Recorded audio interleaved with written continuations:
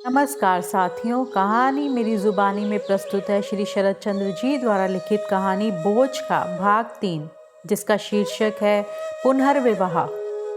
पत्नी के साथ सुख भोग में बिताए दिनों के बीते समय की अथवा मधुर स्वप्न की स्मृति शेष रह जाने वाले किसी भी व्यक्ति का दुखी एवं विचलित होना सर्वथा स्वाभाविक ही होता है। सत्येंद्र भी इसका अपवाद नहीं था। उसे भी लगता था मानो स्वर्ग से धकेल कर उसे अकेला तड़पने को पृथ्वी पर फेंक दिया गया है।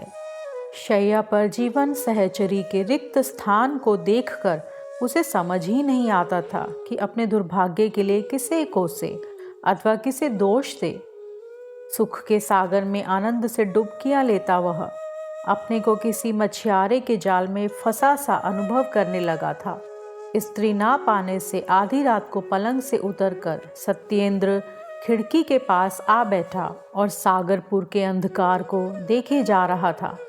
मौन खड़े पेड़ पौधे मानो उसके साथ विचारों का आदान प्रदान कर रहे थे। रात की शीतल बयार साय साय की ध्वनि करती हुई बह रही थी। सत्येंद्र इस वायु में भी अपने लिए कोई संदेश ढूंढ रहा था, और वो एक ही संदेश था, मेरी सरला अब नहीं रही। क्रूर मृत्यु ने जवान होने से पहले ही उसे लील लिया। उसकी स्थिति सावन के अंधे को कहीं हरा ही हरा दिखना जैसी स्थिति थी। इसलिए उसे कोयल और पपीहे की आवाज़ में यही सुनाई पड़ता है, वो मर गई, वो नहीं रही। पिडकुलियाँ भी अब बहू बात पर ना बोलकर यही बोलती हैं, बहू मर गई। सभी पक्षी इस बात को स्वर दे रहे हैं। रात की ठंडी वायु भी इसी स्वर में अपना स्वर मिला रही है। भीतर से आवाज़ आती है, सत्येंद्र बहुत हो लिया, अब और कितने इसी प्रकार विलाप करते रहोगे? क्या तुम्हारे इस प्रकार रोने बिलखने से सरला लौट आएगी? समझदारी तो परिस्थितियों से समझौता करने में ही है। किसी के आने जाने से संसार के काम रुक नहीं जाते। अंधकार में देखते सत्येंद्र को लगा कि दूर आकाश में चमकता एक सितारा उसका पथ प्रदर्शन करता हुआ उससे ये कह रहा है। सत्येंद्र इस आशंका से आंखें नहीं मीच पाता कि कहीं उसकी सरला उसकी आंखों से ओझल ना हो जाए। काफ़ी देर जागते रहने से ऊँघ लग जाती है और वहीं खिड़की के सामने कुर्सी पर बैठा बैठा सो जाता है। प्रातःकाल आँख खुलते ही फिर प्रियतमा की छवि आँखों के सामने घूमने लगती है। अब तो उसे चांदनी भी जलाती हुई सी लगती है। हाँ, क्षीण प्रकाश वाला नक्षत्र उसे अवश्य अब भी दिखाई दे जाता है।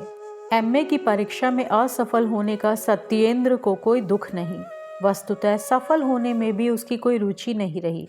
अब तो पढ़ने में उसका मन भी नहीं लगता। वो सोचता है, यदि परीक्षा उत्तीर्ण कर भी लेता तो क्या सरला मिल जाती। हरदेव बाबू सपरिवार गांव लौट आए हैं, क्योंकि सत्येंद्र को अब कॉलेज जाना आवश्यक नहीं लगता। वो घर में बैठकर परीक्षा की तैयारी कर सकता है। उसका तो उल्टे अब ये मानना है कि नगर के कोलाहल में पढ़ाई की ही नहीं जा सकती। वस्तुतः सत्येंद्र अब पहले वाला सत्येंद्र नहीं रहा। उसका चेहरा और चाल ढाल से पता चलता है कि वह एकदम बदल गया है। देखने वालों को ऐसा लगता है कि मानो वो किसी भयंकर रोग से अभी अभी मुक्त हुआ है। दोपहर को सत्येंद्र कमरे का दरवाज़ा बंद करके सारे फोटोग्राफ्स को झाड़ पोंछकर साफ करता, अपनी पुरानी पुस्तकों पर पड़ी धूल को साफ करता, हारमोनियम को और उसके कवर को भली प्रकार पोंछता, सरला की पहले से ही साफ सुथरी पुस्तकों पर भी कपड़ा लगाता। इससे निपटकर सरला को बढ़िया पैड पर पत्र लिखना भी नहीं भूलता था। उसका मन उसे प्रलोभित करता था कि संसार में अकेले तुम ही ऐसे नहीं हो जिसे अपनी प्रियतमा का वियोग झेलना पड़ रहा है। फिर प्रेम में उन्मत्त होने की भी एक सीमा होती है। किसी भी व्यक्ति को ये कभी भी नहीं भूलना चाहिए कि मरने वाले के पीछे कोई और मर नहीं जाता। जीवित व्यक्ति को अपना जीवन फिर से प्रारंभ करना पड़ता है। अपना घोंसला टूट जाने पर क्या पक्षी नीड़ का पुनः निर्माण नहीं करते? सत्येंद्र की बुद्धिमती माँ से बेटे की हालत देखी नहीं गई। एक दिन उसने अपने पति से कहा, अपने सत्येंद्र की अब ये स्थिति नहीं देखी जाती। दुखी तो मैं भी हूँ, किंतु किया क्या जा सकता है? क्या दूसरा विवाह नहीं किया जा सकता? नई बहू के आने पर लड़के की हंसी लौट आएगी। पति की अनुमति पाकर भोजन करने बैठे सत्येंद्र से उसकी माँ बोली, बेटा मेरी एक बात मानोगे? सत्येंद्र के क्या पूछने पर उसकी माँ बोली, तुम्हें दूसरा विवाह करना होगा। सत्येंद्र बोला, अब इसकी क्या आवश्यकता है? माँ ने पहले से ही अपने रुदन से लड़के को फुसलाने की योजना बना रखी थी। टप टप आंसू गिराती हुई बोली, अभी तो तेरी आयु ही कितनी है। सरला की याद को भुलाना कठिन है, किंतु उसके लिए सारा जीवन उजाड़ा तो नहीं जा सकता। अभी तो 21 का भी नहीं हुआ। दूसरे दिन हरदेव बाबू ने बेटे के दूसरे विवाह की चर्चा की तो सत्येंद्र चुप रह गया। बेटे की चुप्पी को बाप ने उसकी मौन स्वीकृति समझ लिया। अपने कमरे में आया सत्येंद्र सरला के चित्र के सामने आ खड़ा हुआ। सरला को संबोधित करता हुआ सत्येंद्र बोला, सरला सुनती हो, ये लोग मेरा दूसरा विवाह करने जा रहे हैं।